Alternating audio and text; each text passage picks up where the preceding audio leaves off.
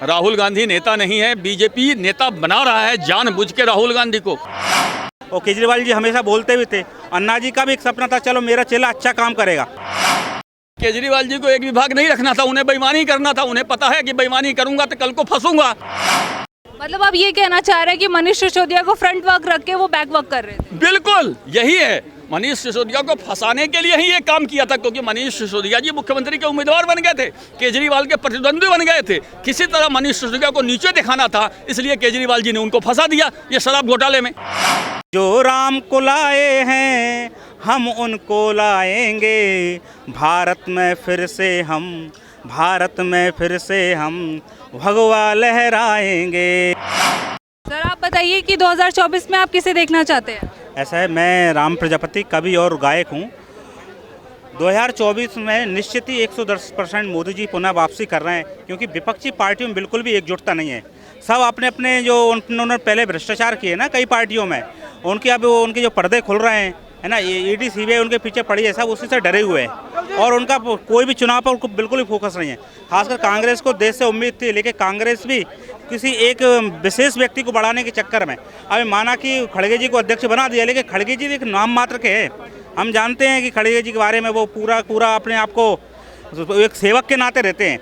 तो आज देश को एक अच्छे विपक्ष के रूप में एक अच्छी पार्टी की जरूरत है, लेकिन कांग्रेस कहीं ना कहीं वो जिम्मेदारी नहीं पा रही है। और दूसरी पार्टियां हैं, आम आदमी पार्टी से कुछ उम्मीद थी, आम आदमी पार्टी चलो दिल्ली में ठीक ठाक चले, लेकिन पंजाब में अभी हमने देखा खालिस्तानी आंदोलन कितने अभी उसमें पहुंच रहा है। ये खालिस्तानी सरकार है, मतलब आम आदमी सरकार की एक बहुत बड़ा डिफॉल्ट है। और साथ में और पार्टी हम बिहार में भी देख रहे हैं क्या हाल है, मनीष कश्यप गिरफ्तारी कर दी जो कि बेकसूर व्यक्ति है, और बाकी भी अभी हम दक्षिण में भी देख रहे हैं, लेफ्ट पार्टियों के आप हाल देख रहे हैं। 2024 में 110% मोदी जी आ रहे हैं।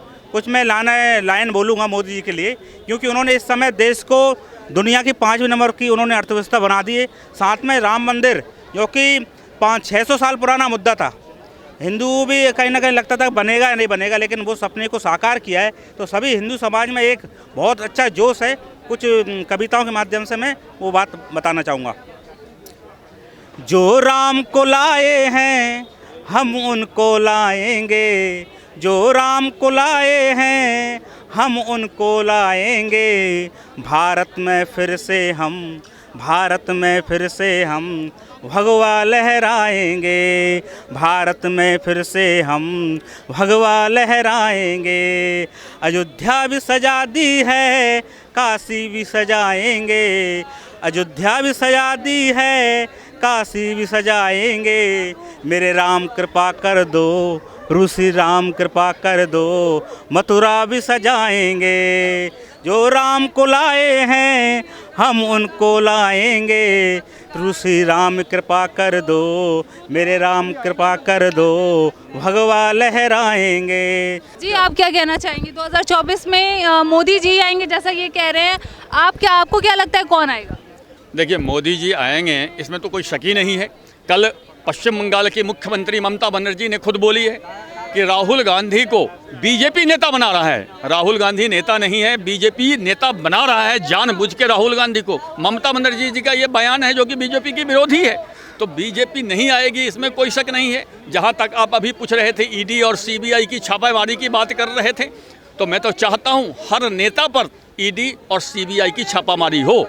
आप छूटते ही कहिएगा कि सत्ताधारी दल में बीजेपी में तो नहीं हो रहा है, तो बीजेपी में कोई भ्रष्ट नहीं है। यदि आपको लगता है कि बीजेपी में कोई भ्रष्ट है, तो 18 राज्य में बीजेपी की सरकार नहीं है, विरोधी दल की सरकार है। वो विरोधी दल की सरकार बीजेपी के नेता पर छापा मारे।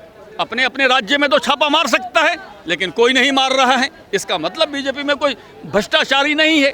फिर भी यदि बीजेपी का केंद्र में भी कोई भ्रष्टाचारी है, तो आज ना कल केंद्र में सरकार बदलेगी, 10 साल के बाद बदलेगी। मैं उस सरकार से अनुरोध करूंगा कि एक बीजेपी नेता पर छापा मार के जांच कर ले। कोई पैसा लिया है जेल में बंद करे, कोई दिक्कत नहीं है। तो ये छापामारी जो हो रही है सही हो रही है, जो भ्रष्ट है उसी पर छापामारी हो रही है। जैसा आप कह रहे हैं कि जो भ्रष्ट है उसी पे छापामारी हो रही है, तो आप पार्टी से जैसे मनीष सिसोदिया अभी जेल में बंद है, ठीक है, तो इस बात पे केजरीवाल जी ने कहा कि ये सारी विपक्षी पार्टियों का जाल बुना जा रहा है कि 2024 में जो इलेक्शन होने वाले हैं उससे पहले ये सारे कारनामे करे जा रहे हैं, और जो मनीष सिसोदिया पे आरोप लगे हैं वो सारे झूठे हैं क्योंकि वो दिल्ली की जनता के लिए, शिक्षा के लिए, वेलफेयर का काम कर रहे हैं। जी नहीं, मनीष सिसोदिया जी 18 डिपार्टमेंट के मंत्री थे। केजरीवाल जी मनीष सिसोदिया की बेइज्जती कर रहे हैं सिर्फ शिक्षा मंत्री का के। मनीष सिसोदिया जी दिल्ली के पर्यटन मंत्री भी थे।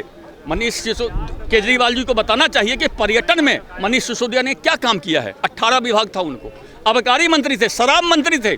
यह कार्रवाई सिर्फ शराब मंत्री के रूप में किए हुए काम पे हो रही है। शिक्षा मंत्री के रूप में जो काम किया है, टॉयलेट को उन्होंने क्लासरूम बनाया है, उसकी जांच बाद में होगी। शिक्षा मंत्री के रूप में वो बाद में जेल जाएंगे, अभी वो शराब मंत्री के रूप में जेल गए हैं। तो इसलिए केजरीवाल मनीष सिसोदिया की बेइज्जती कर रहे हैं। उनके 18 विभाग का काम नहीं बता रहे हैं, सिर्फ एक विभाग का काम बता रहे हैं। तो ये मनीष सिसोदिया को छोटा नेता बनाना चाहते हैं कि मनीष सिसोदिया केजरीवाल जैसा नेता न बन जाए, क्योंकि केजरीवाल के पास तो एक भी विभाग नहीं है।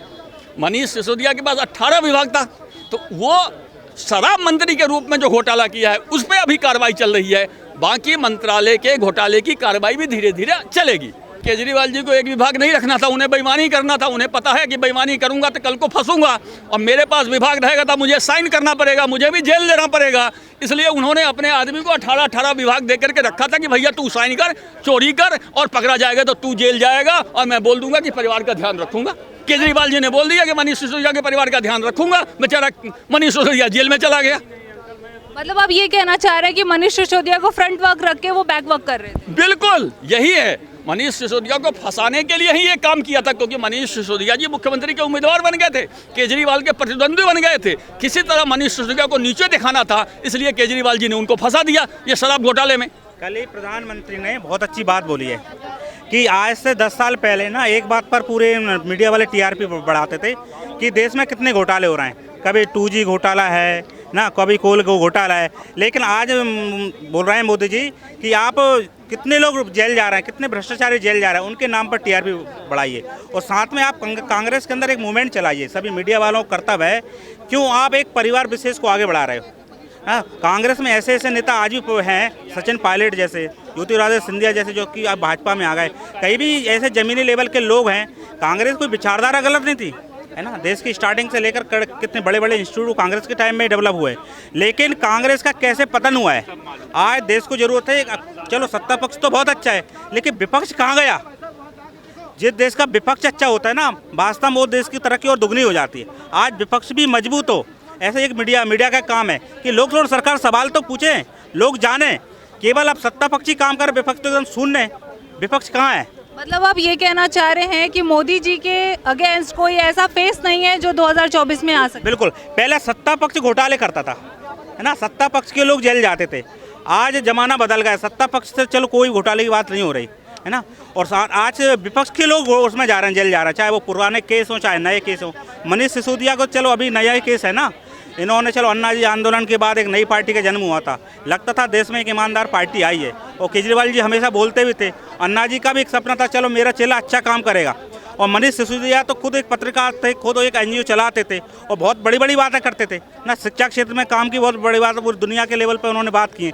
लेकिन बाद में खुद यदि कथनी और करने में आपके अंतर है, आप क्या बोल रहे हो और क्या कर रहे हो। आपने यदि अपनी ईमानदारी बेच खाई तो फिर आगे जनता पर विश्वास नहीं करेगी। इससे केजरीवाल की छवि भी धूमिल हो जाए।